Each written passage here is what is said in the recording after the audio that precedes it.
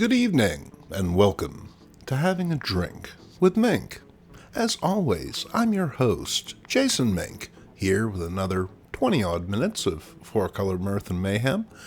Sorry about some of the jokes in the last episode. YouTube convinced me to try this new AI script generator, and let's just say the technology isn't quite there yet. You could tell when you look at my fingers. But before we begin, I hope you have a nice beverage on hand. It helps the old comics go down easier. In 1966, Ideal Toys and industry designer Stan Weston created Captain Action. Essentially, Barbie for boys, the Captain was Ideal's answer to Hasbro's wildly popular G.I. Joe, only instead of military adventure, the focus was on superheroics. The 12-inch figure's standard outfit could be swapped out for mask and costume sets featuring popular Marvel, DC, and King Features characters like Superman, Captain America, or the Phantom. An innovative idea, but a cumbersome approach, the Captain and his boy sidekick, Kid Action, soldiered on for 2 years before Ideal pulled the plug, but the line is fondly remembered for its uniqueness and quirky charm. It had a tie-in comic from DC featuring art from Wally Wood and later Gil Kane, although that wasn't nearly as entertaining as this pack-in mini-comic. Sadly, Ideal never made figures of these ineffective cyclopi. Here's a fairly cherry example of the Captain in an original Superman outfit. Immediately noticeable are the proportions. While the Captain is far from a 98-pound weakling, he is a touch on the lanky side, and combined with the full head mask, ends up looking cartoonish all dudded up.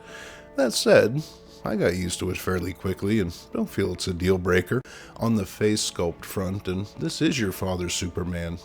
Hell, it might even be that Serbian guy that Dad sometimes goes to the bar with on Friday afternoons.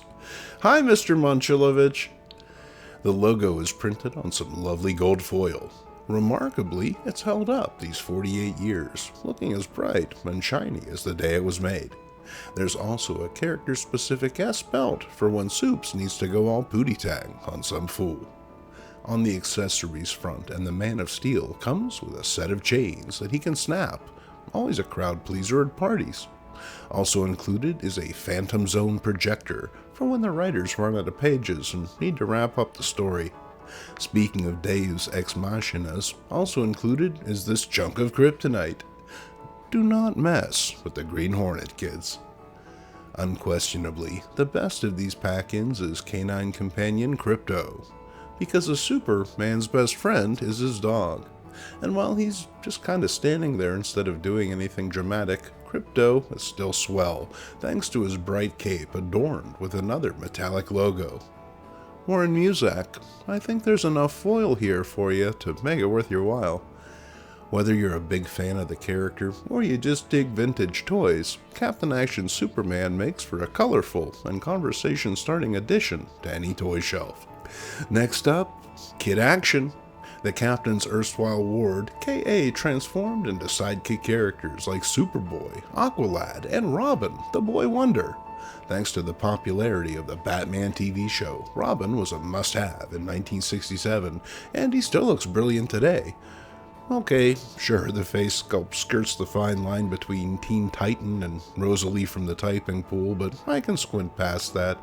The character's vitality and youthful exuberance is present, and that's the critical thing. He comes with some nutty accessories, including 2 huge honkin' batarangs which clip onto the loops of his belt. I don't remember his gear being red in the comics, but it complements Batman's blue equipment nicely. He also comes with a pair of suction cups for crawling up sunroom windows, and this inexplicable green bat companion. I guess for nights when Bruce has a date? Even without his cowled companion, Robin is an excellent offering, Ideal distilling the teen wonder to a T. Well, make that an R. In 1998, toy manufacturer Playing Mantis reissued the cast of Captain Action, along with some of the line's notable costumes. Phantom fans snapped this one up. In spite of his worldwide popularity, the Ghost Who Walks is precious little available merch, so this set quickly sold out and now commands a decent price on the secondary market. Happily, we have one to show you here tonight. Never one to skimp on detail, all the little touches are present, from the skull logo and the accessories to the character's iconic 1911 Colts. The flaws of the mask design become apparent when viewed from the side, the flaps breaking the clean lines associated with the Phantom's iconic hooded silhouette. These days, a toy manufacturer would simply provide an entirely separate head, but the industry simply wasn't there in 1996. Considering the choices Phantom fans had back then, and I'm guessing they got over it. We can't wrap the segment without a quick look at Dr. Evil. No, not that one. The original. Ideal made certain to provide a plastic adversary for the captain to fight against, creating a play pattern for kids to emulate even if they didn't buy the additional costumes. You didn't need to own one of these figures to recognize the Doctor's brainy, pop-eyed countenance, his alien appearance becoming iconic in the following decades. With the plastic out of the way, we move on to the paper, and we begin with a few books that I rescued from the free pile. They're coverless, incomplete or otherwise, really just paper ghosts haunting two rusted staples, but I couldn't just leave them behind. They're old comics, after all. With every fourth page missing, it seems the best way to approach these is out of context. Heck, that may be the best way to approach anything these days. So off we go with this hammered issue of Big Shot. I'm not sure who Dixie Dugan is, but in that outfit, he shouldn't be allowed anywhere near impressionable children. The first few pages of the story are missing in my copy, but thanks to Comic Book Plus, we can get up to speed. After being charged with cosmic rays, Sparky Watts is the strongest, toughest man on Earth. At least to hear him tell it. Deciding to use his powers for good, Sparky signs up for the Air Corps, who'd be happy to have him, as long as he puts on a shirt. However, our hero's incredible powers abruptly abandon him at a critical moment, leaving Sparky shook. Can he overcome his performance anxiety, or will he end up writing home to Mother and Crayon for the rest of his days? Find out in the next issue. Any Joe Palooka fans out there? Because this gal sure doesn't seem to like him. But who can say with dames, anyway? First they want to kill you, then they want to kiss you. Careful, Joe. You may be a syndicated sensation, but that blonde's got moxie. So does this fellow, who's all set up to cross up the Allied forces during a little thing called World War II. Good thing our hero Skyman is on hand to... hell. He's been captured already. Anyone know if Sparky Watts has recovered yet? Eventually, Skyman manages to escape, ramming through this creatively rendered enemy gate. And points for topical humor. Anytime you can work the tripartite agreement into your routine, you totally should. It ends as all Skyman stories must, with him blowing stuff up from his plane. Except no substitutes. Next up, Tony Trent is The Face. An American GI stranded in Japan during the Second World War, Trent bedevils the Axis powers from behind this fearful mask. We encounter Trent taking respite on a thatched roof, but the beleaguered GI can't even eat his fish in peace, as there's still much to do. He embarks on a one-man destruction spree, disrupting rail lines carrying valuable supplies to the front. Only it's not all peaches and cake, as a hostile gets the drop on him. However, the Face uses the enemy's momentary hesitation to disarm him, which would be great if he hadn't brought all his friends along. Soup coupons aren't going to get you out of this one, pal. Next up, it's All Surprise Comics from 1943. Hey, I was surprised too, as my copy has no cover. Also, it has a tiny nibble taken out of the bottom half of the book. And while Rodent Nod comics might be the limit for even the staunchest OG, I wasn't about to let a little cosmetic damage stop me from enjoying this book. I mean, the top part's still good. Gandhi and Sourpuss, Silly Seal and Ziggy Pig, Widget Witch and a Broom Diogenes. Let's face it, the rat who ate this had great taste in comics. Interestingly enough, this is a Marvel, published nearly 2 decades before the company's Silver Age success. Strange they aren't reprinting these, as the art is downright amazing. Grand Comics Database could provide no creator information, but if you know, enlighten us in the comment section below. This copy of Archie at Riverdale High is held together with masking tape, but I knew when I saw the splash I had to have it, at least as a placeholder. Seems two rival football players have their eye on Midge, much to Moose's dismay.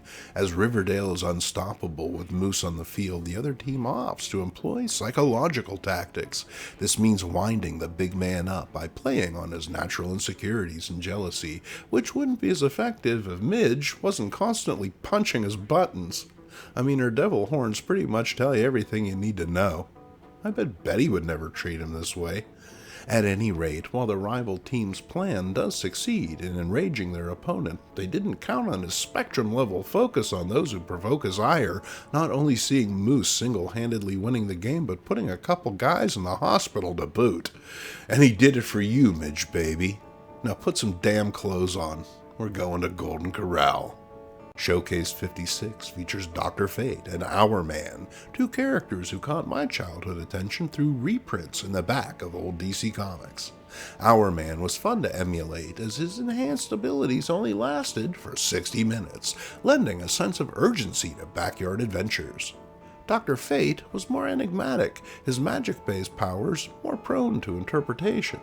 You can't beat that costume, though. Or is it a uniform? There's been some debate about this concept in the Old Guys Who Like Old Comics Facebook group. In Fate's case, I'm going to say it's ritualistic attire, putting it closer in line to uniform than masquerade.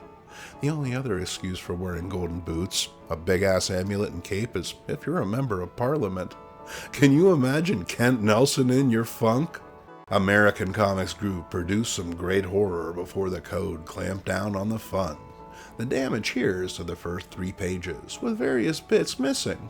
Artsy when viewed in the abstract, but a few panels won't keep us from getting up to speed. A killer is given the chair, but instead of going to the great beyond, he becomes an electric ghost. Humankind is funny that way. Every time we come up with a new way to kill each other, we worry over it in our media, certain that this is the one that's going to bite us in the ass. It's actually kind of quaint. These days, violence couldn't be more indiscriminate, and irony's just another thing prescribed to you at your next checkup. Shocking indeed. Next up, a story as old as time itself. Boy meets girl, lizard men steal girl, boy steals her back. The circle of life. That's the magic of these pre-code books. The world was just different enough that there might be a tribe of sentient two-legged iguana skulking about below the equator. This sense of potentiality imbues these Golden Age tales with a power and presence that simply can't be replicated today. You'd be hard-pressed to find any lizard-humanoid hybrid entertainment half as good. Rounding out the issue is the Weird Winger, which can only be seen through this special 4D visor. A winger what is weird menaces the countryside and only Timmy can see it, but no one believes him. The story features some moody artwork effectively set in the then burgeoning suburbs, lending the tale an ominous, lingering quality. Get your Weird Winger 4D visor at participating Sunoco service stations. This issue of Captain Marvel is missing its back cover, but the story is complete and that's what counts. Well, at least until I find a nicer copy. I'm not a savage. While Namor appears in the splash page, no pun intended, it's the Metazoid who's the heavy tonight. He's forced to assume this rather silly form until fulfilling his obligation to alien overlord types, which involves grappling with Marvel's fin-headiest hero. And it's our sound effect of the week. Everyone say it with me now. Sploosh. Ask for it wherever you buy comics. Now, onto a few issues of a more intact nature, leading off with Marvel Tales 18. I might already have this one somewhere, but all my books are packed away, and besides, how can you say no to the Green Goblin? This Lee Ditko romp sees Spidey put through the paces by his pointy-eared foe. And while I wasn't alive in the days before Gobby's identity had been established, I can imagine not knowing added an element of excitement to the stories, as well as not having to resort to the constant trope of memory loss to reset the board. Supporting Spidey is a Thor story featuring an early iteration of the Avengers. It's always nice to see Kirby draw the team, but the real action comes during Thor's fight with Cobra and Mr. Hyde, when we get this panel featuring an immovable thunder god encountering an unstoppable object. This is why you have homeowners insurance, people.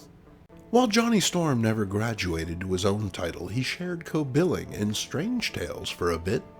Never shy about spreading their most successful property around, Stan was happy to have not only the Sandman, but old Webhead himself show up to boost sales. How successful this was is hard to say. Once again, Johnny never landed his own book, so I'm guessing audiences were getting enough Human Torch in the pages of FF. Still, these are fun and breezy stories that stand on their own within the overall context of the Silver Age Marvel Universe, a quaint and quiet pocket before everything went to hell in a handbasket. Tales of Suspense 94 brings us The Tragedy and the Triumph, a transnational potboiler featuring Tony, 3 Martini Lunch Stark, and Moscow's own Titanium Man. It's a tussle made in comics heaven, 2 tech-savvy foes matching wits on an international stage. And while Steve Rogers may indeed be America's ass, Mr. Stark isn't far behind, so to speak. And here's Tony pulling one of my favorite moves, charging himself with a non-UL approved power source. Those paper tags are on there for a reason, people. T-Man would certainly get a chuckle at this, as the Moscow Dynamo is always well juiced, but he's too busy falling off this building to notice. As Iron Man is plugged into the cigarette lighter of a Dodge Charger off panel, he won't be able to save you, so look out below. If this be MODOK is the first appearance of old you-know-who, it seems Cap has stumbled right into the yellow-gloved hands of AIM. Unfortunate for his street cred, but great for introducing this weird new cranium-based character. MODOK, or the Mental Organism Designed Only for Kissing, uses his prodigious brain as a weapon. Terrific under ordinary circumstances, but Cap has the advantage in the form of a heavy razor-edged disc that cleaves his cranium like a hot knife through butter. As the song goes, you better think twice, or at least once more. Following on from Charlton, and It's My Secret Romance. And no, it's not rum. That should hardly come as a secret to anyone. Instead, it's an early 70s era offering chock full of wrongthink and misogyny, as only the establishment could bring you. To wit, I'll Soon Be a Widow concerns this silly gal who decides marrying a thrill-seeker is the path to domestic bliss. The guy spends his time flirting with automotive-induced mortality and great white sharks. What exactly does Sally think that she's gonna bring to the table? Aim lower, sister. A lot lower. Then, it's fat. Don't look at me. I didn't write it. Our tale concerns Rubenesque receptionist Miriam, content in her own plus-size skin until business lizard Lothario Hal shows up. He wants her as a secretary, and perhaps more, but only if she sheds the LBs. In fact, in a major league dick move, he sends exercise equipment to her home. Devastated, she decides to put this presumptuous SOB in his place. By doing exactly what he wants? No surprise. Romance comics always position themselves as being in the midst of the current thing, but for decades were simply thinly veiled social propaganda designed to perpetuate the established social order. Don't get caught up in the game. Want to make a change for the better? Great. But do it for you, not some button-down haircut schmuck who doesn't know a good thing when they see it. On that aspirational note, I'll leave you. Thanks for tuning in. If you value what we do here, you can support the channel by buying Mink a drink. Doing so allows us to create more of the old comics-based fun that we both enjoy so much, and keeps Mickey the bartender from hitting me in my sore ear again. Until the next time, I'm Jason Mink. Cheers.